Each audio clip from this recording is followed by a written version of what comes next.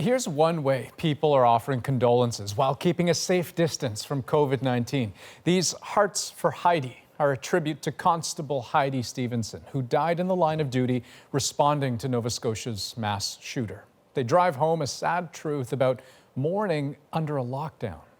The COVID-19 is not going to pause because of our pain.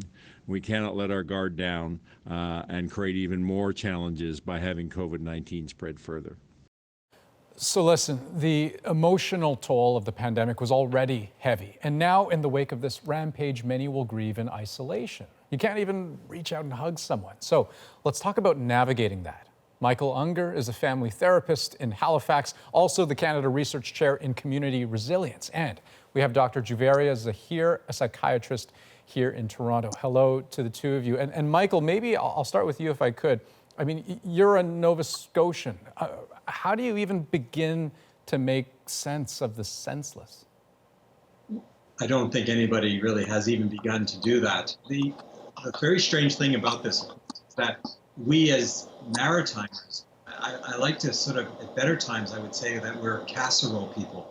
We're the kinds of folks, bring food to each other when there's a crisis.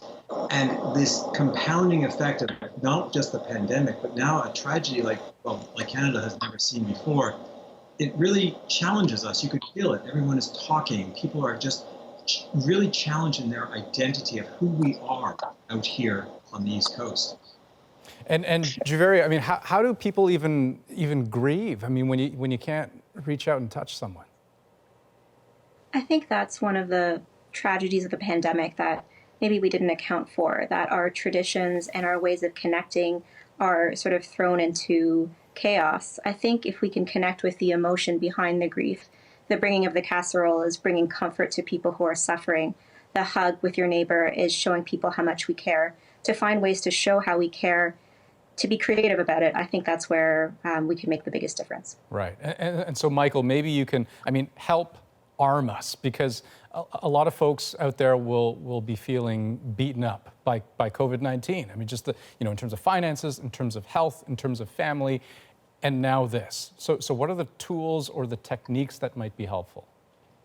When we look at, there's unprecedented. Very few people have ever had to confront something like this, where you got this double jeopardy of these two major risks. But we do know from other, whether it's pandemics or wildfires, that people do much better when they have opportunities to maintain their structure.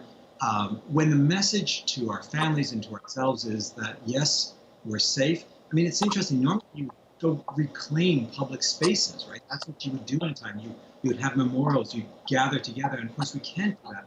So what I see people doing, and I think we should be doing, is creating, whether it's an online forum, which Colchester County is going to be doing, anything that we can do to reestablish our collective goodwill, to draw some sort of meaning out of this, to draw some sort of sense that we are still who we are.